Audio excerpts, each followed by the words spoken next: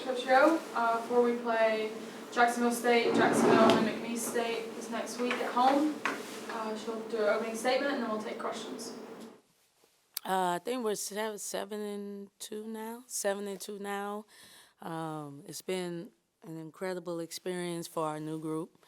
I had a staff meeting yesterday, and I have 19 new people in our program.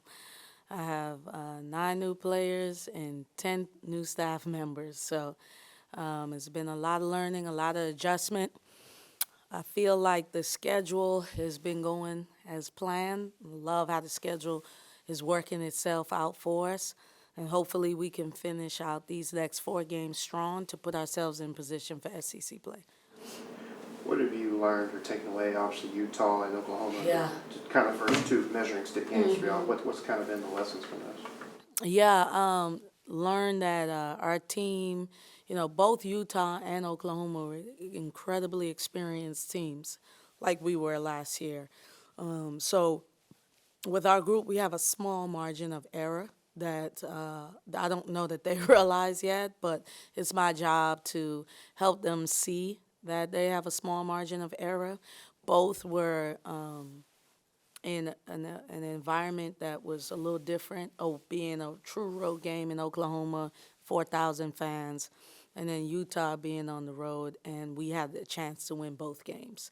And so that's encouraging to say the least, because I don't know that we'll play our best basketball until like February, but we just need to learn how to close. So I'm learning what our team needs to work on. And also for rotations, I don't have that quite figured out yet. I don't know that I want to have it figured out by the time we get in the conference. But right now, I'm still learning a lot about our new players too. Like, oh, okay, in this situation, this is how they're going to react, or that kind of stuff. So it's been kind of cool. It's been a lot of data collecting from, especially like you said, 2 games like that. Is there anything you can fall back on coaching-wise to kind of deal with, like you said, this new kind of format of new faces almost every year now?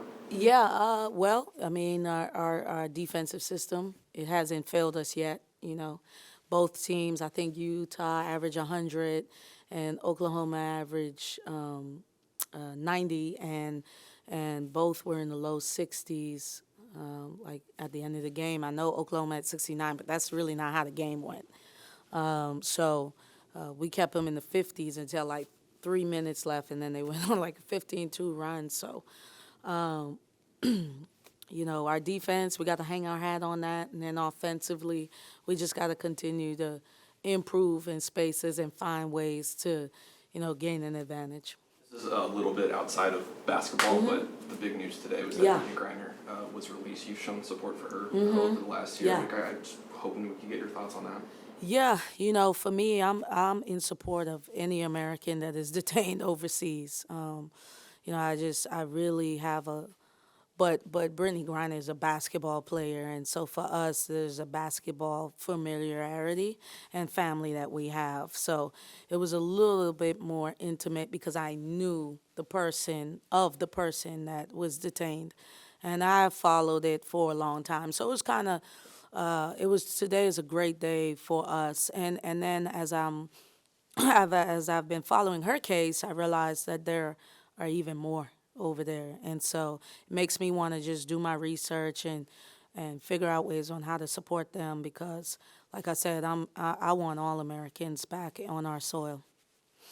Kind of back to basketball, but just how this kind of works here, especially here with the week off, and then jumping right back in 3 quick games. I mean, what's kind of the mentality? How do you kind of handle or balance that once y'all get back into kind of a normal schedule?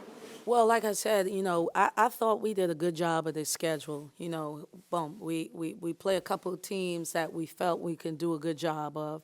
We get a road game in Yolett, in a unique environment, because they named the court after the coach on the day that we played. So there was a lot of anxiety and energy for Little Rock. And then we go to the Bahamas and we play 2 good teams. Dayton is a shocker for me because they're better than their record is showing, but they're new and figuring things out. But it was 2 really quality games. And then we come back and play a tournament SEC-style schedule with back-to-back games. That was intentional, too.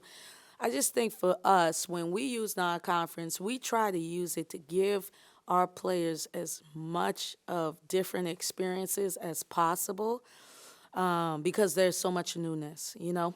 And then going on the road with Oklahoma in a true road game in an incredible environment, you know, that's another opportunity we gave. For example, if we go, I don't know, South Carolina or Tennessee, like those are really good basketball environments. We want Mississippi State, we're going to go there and play them. We want to be able to we don't want that to be the first time that our players experience it. With this week off, we really needed it because we've been going. And so it came at the perfect time, too. And, you know, I just think these next 4 games is just what it is. You know, you got to get them in. You get 13 games before conference play. And we played, 9 in November? That's crazy. Like that's a lot of games in 1 month. And so, or 8, and now we got these 4. Oh, no, we got 5 because our conference game is at the end of December. But it's like a walk in the park compared to what we just went through. But these teams are going to be competitive, and so we're looking forward to getting better. How have you seen Maya kind of settle in these first 9 games? Yeah, Maya's settling in. Maya struggled initially, and then, which I expected, new system, new style of play, but she's really coming into her own. I'm seeing a lot of our players come into their own. Not all yet, but Maya, I think even more now from these 9 games, understand what she needs to bring to this team. And that's one of the things with the transfer portal. You know, I just even studied football, you know, our football team. And, yeah, you're all excited because you get these top recruits, but they're still new in your system. And that is, she's still new in our system. So what we rely on is her experience of playing in the SEC play, but there's a newness that she's learning. So Maya and I spend a lot of time together, just figuring things out, what she needs from me, how she can be successful, and then watching film so she can learn her teammates and their strengths and weaknesses. Has anyone been a surprise so far, whether it's stepping up or maybe not being in the role you thought they'd be in? You know, I mean, I've been really calling up our interior. Like, I need them to be a little bit more consistent. And so I've been calling them up. And then Marquisha, she's been someone that has kind of shocked me because this is her second year of playing, and she's been playing really well. Now, she went to sleep versus the Oklahoma game, but before that, she had been showing up. So that's been a pleasant surprise and one that we need. And so our team, I think y'all have seen this, does not have a superstar. We want to be a super team. And in order to do that, you just got to go through things, losses, wins. Like, I felt like it would be detrimental to have a cupcake schedule and just have us just win a bunch of games. And then as soon as we go in the SEC, we experience our first resistance and we fall apart, you know? And so this is, like, perfect for us, just going through, the highs and lows of an early season. You don't think you may play y'all's best basketball until February, which is when you'd like to be. Yeah. Between now and then, from a coaching perspective, how do you kind of keep the season between the ditches until you feel like you get there? We got to keep guarding. You know, I am really surprised how further along our defense is, because it is a system and it takes a while, but the buy-in has been incredible. Offensively, we will get better. And the 2 things that I told our team this morning that I'm going to judge them on, evaluate them on these next 4 games and even going into conference play is togetherness and toughness.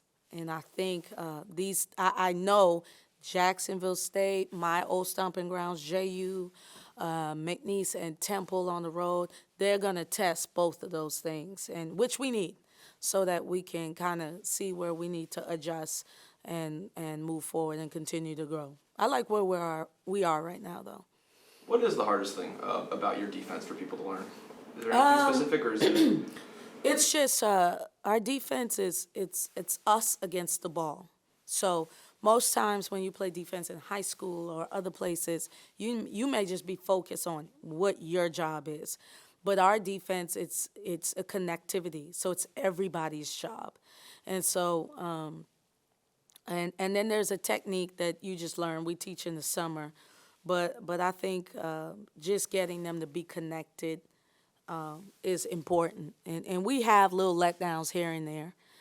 And our size, we're not that big compared to what we've been before, losing Kira in the middle. But Rita's coming along well, and we're going to need that size to be able to control the glass a little more. There you go. Thank you. Thank you.